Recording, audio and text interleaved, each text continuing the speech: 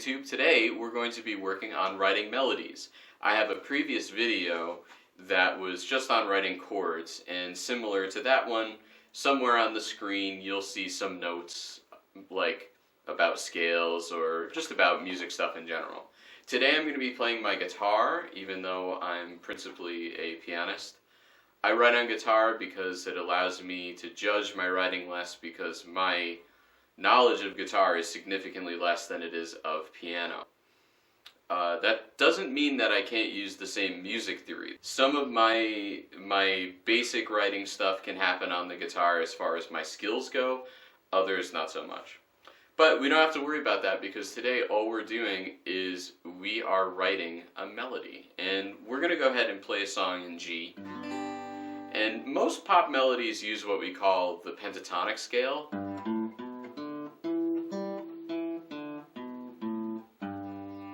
And the pentatonic scale is notes 1, 2, 3, 5, and 6 of any given scale. And that's just kind of a go-to with rock and R&B and basically most pop music these days, unless you have something like a modulation, and a modulation is something that changes keys. If we're assuming that a song uses a pentatonic scale even after a modulation, we would still need to change the pentatonic scale, right? Because a modulation changes keys, so we would also need to change the basic scale that we're writing with too. So we're not going to get that complicated today. One song you guitar players may want to check out is the song Southern Cross.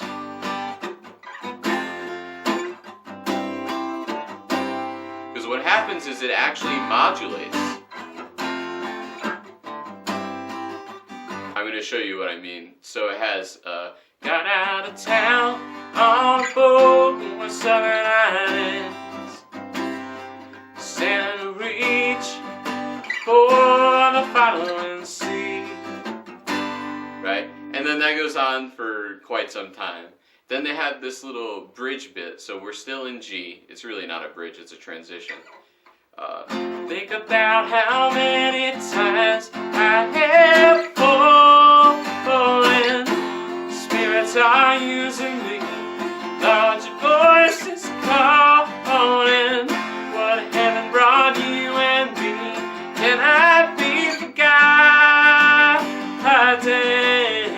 By the way, I can't sing this song. I have been around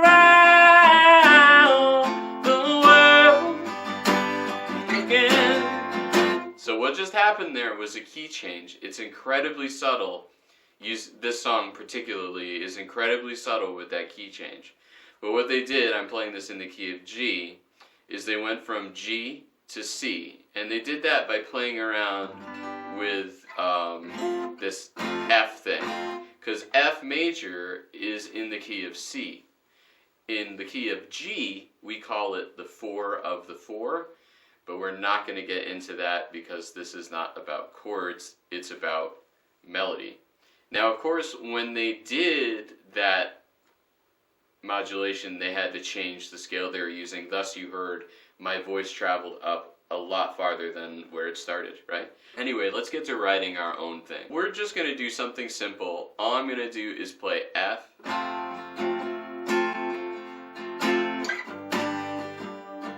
to G, and then we'll do like a C. Okay, so I'm doing F major to G minor to C to F major. I know we keep talking about chords, we'll get to that melody soon.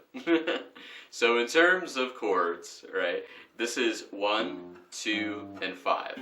Alright, so those are chords that are called tertiary. They happen in key. I'm sure there's going to be a blurb about that somewhere, right? So, let's see. So we know, by listening to this chord progression,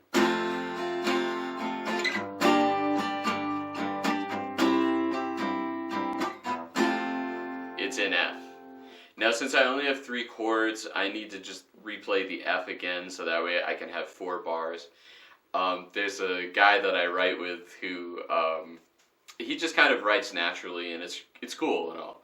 But myself being a stickler for rules and everything and just time-honored traditions, there was one time when he had something like a 5-bar phrase, and I was like, can we change it to 4 bars? And he was like, why? And I was like, it's just the way we tend to do things. So try not to write stuff that's too complex. I mean, he's a good writer. He's a musician. He's been a musician for ages. But you, as a beginner, you should just try to do 4 bars, 8 bars, 12 bars. So first thing we're going to do, 12 bars reminded me of another thing we're going to do melodically. But first thing we want to do is we're just going to establish our chord progression, which I did. And now I'm going to say I want this to center on a certain note of the F scale. So just for ease of writing for the time being, we're going to make Do our tonal center. So I want to start on Do.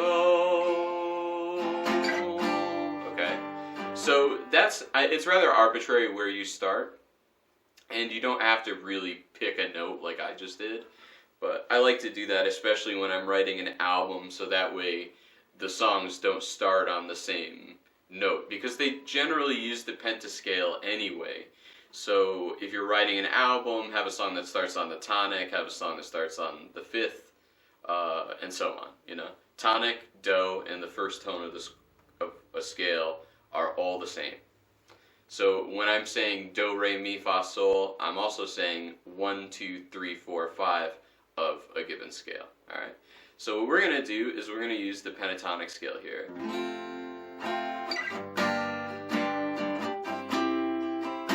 Now, one thing that's tempting is to just sing those root notes. Do. Oh, that's a little low. Do, re, sol, do. You know, it doesn't work that well. But at this point, all you have to do, even if you just have a modest ear, is just play your chords and try to come up with a melody. We're not writing classical music here, you know.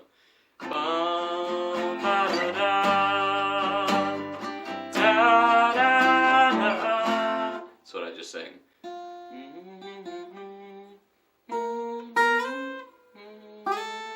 Well, it's definitely the pentatonic scale. Alright, so there's our first part there. Ba, ba, ba, ba, da, ba. Now, if this is a song I was writing, and it is a song that I'm writing, but I'm never going to release it or use it. But my critique there is, because of my writing style, I'm not a fan of that straight C chord. So what I'm going to do is I'm going to change it to B flat over C. And since I'm a crossover jazz musician, slash R&B, slash straight ahead jazz musician, slash rock musician, I'm going to go for the more R&B-ish, more complicated things. So this is what this chord progression now sounds like. I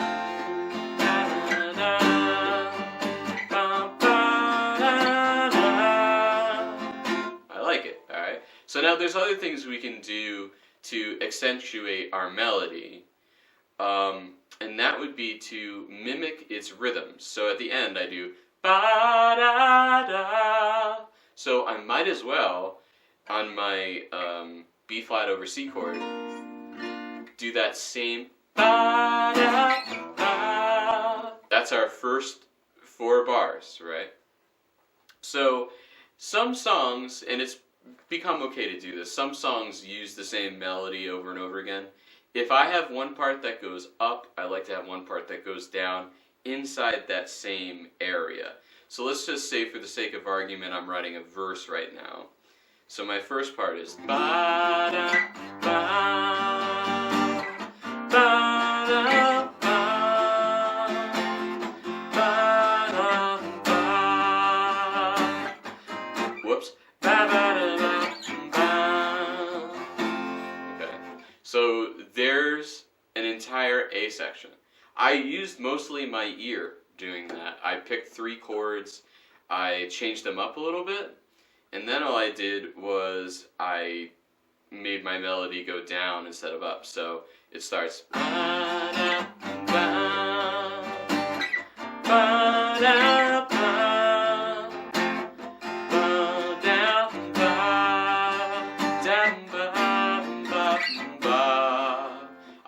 what's changed. I'm not writing it down, which is something I usually do because I forget stuff so easily. An even easier thing to do is to just simply write over a blues form. Writing over a blues is great for those who have trouble coming up with their own chord sequences. So a basic blues is this. So first you start with the 1 chord, 4 chord, 1, 1, 4, 4, 1, to 5, to the 4, to the 1. Now you don't have to play a basic blues. There are numerous different ways you can play blueses, as we used to call them when I was a kid. There's Kansas City blues, and I typically use the song Kansas City to demo this one, even though that's not a Kansas City blues. So the Kansas City blues starts on 4 and then goes to 1, and then it does the turnaround, which is really just the ending that turns you around back to the top. It does the turnaround of a standard blues. So I'm gonna Kansas City, here I come. I'm gonna Kansas City, here I come. They got some crazy little women here, and I'm gonna give me one.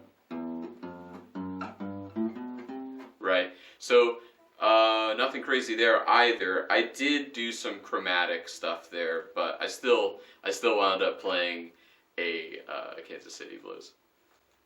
So we're just going to use a straight up blues, and I'm going to show you guys a song that I wrote when I was a kid. It's called When I See Your Smile. It's an instrumental, so I'm just going to have to sing it to you. It goes, Bo-do-bam, ba-da, Bo-do-bam, Bo-do-bam, Bo-da-bam, Bo-do-bam, Bo-do-bam, Bo-da-bam. Okay, so that's a straight ahead swing tune, and your vocal blues do not have to even be that complicated. There are so many songs that are just the same thing. If you listen to any mainstream blues album, even if they do change up the chord structure a bit, it's generally the same thing, you know. First I'm gonna say this, oh, and I'm gonna go and say it again. Right? And then I say it over, oh, and I say it again.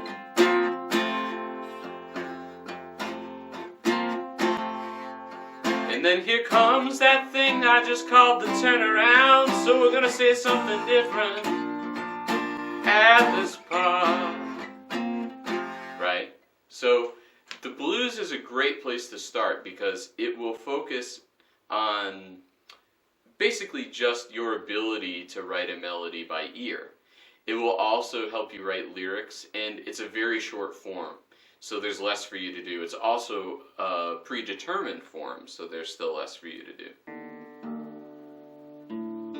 When I taught myself how to do this on guitar, I was so disappointed. As I am with most guitar things, because as a non-guitar player, I think certain things are more complicated than they really are. But here's a blues.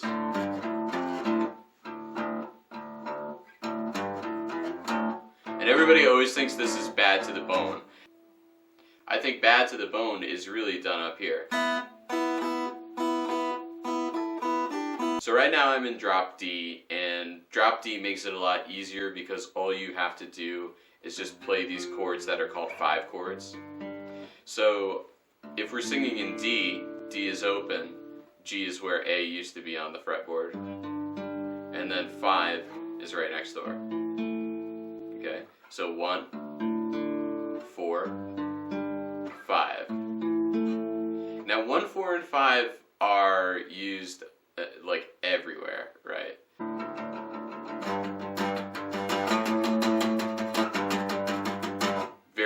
punky. A lot of punk tunes do that. Basically, I just played almost every Blink-182 song, you know, that ever existed. Writing a blues melody, they tend to be confined to a couple things, but you can change them up too, you know.